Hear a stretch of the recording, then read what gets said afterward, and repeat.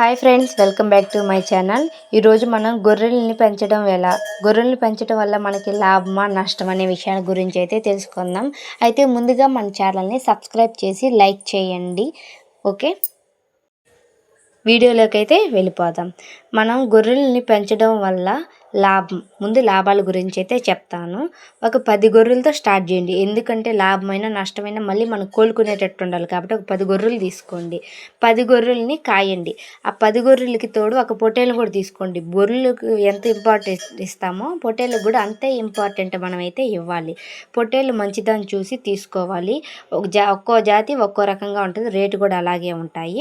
Okay, తర్వాత గొర్రెలను తీసుకున్న తర్వాత వాటికి మేత ఉదయం అడవికో చాలలు లేక మన దగ్గరలో ఉండే పరిసర ప్రాంతాల్లో చాలల్లో మేపుకొని సాయంత్రం తీసుకురావాలి.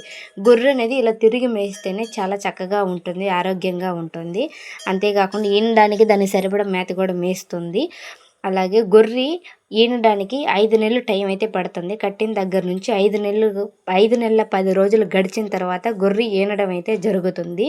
ఒక గొర్రె నుంచి పిల్ల పెరిగి బేరంకి వచ్చేదానికి 3 నెలలు పడుతుంది. కాబట్టి మనం గొర్రెను కొన్న సంవత్సరం లోపలే మీకు ఆదాయం అనేది కనిపిస్తుంది. ఓకే, నష్టాలు చూద్దాం. నష్టాలైతే మనకి గొర్రెలు ఈనేటప్పుడు ఒక్కొక్క పిల్ల అడ్డం తిరగడం ఉంటాయి, వచ్చాక పాలు సరిపోక చనిపోయేటివి ఉంటాయి, మధ్యలో ఏదైనా వ్యాధులు వస్తుంటాయి. కాబట్టి వీటికి మనం సరైన టైంలో ట్రీట్మెంట్ కానీ ఇస్తే మనం వాటిని కూడా రికవరీ చేసుకోవచ్చు. మాకు 30 years వరకు ఎక్స్పీరియన్స్ అయితే ఉంది. అందువల్ల ఈ విషయాల గురించి అయితే మేమైతే చెప్తున్నాము. బాగలేనప్పుడు ఇలాగే మేము ట్రీట్మెంట్ చేసి మేము కొన్ని లాభాలతో పాటు నష్టాలు కూడా ఉన్నాయి, కానీ నష్టాలు తక్కువగా ఉంటాయి. మనకి టైం బాగొట్టి ఈ సంవత్సరం మనం 10 గొర్రెలు తీసుకుంటే అవి కాస్త 20 గొర్రెలు అయ్యే అవకాశాలు చాలా ఎక్కువగా ఉన్నాయి. మీరు 10 గొర్రెలతో స్టార్ట్ చేయండి. రిజల్ట్ చూసి తర్వాత నాకు కామెంట్ చేయండి. Okay, thank you.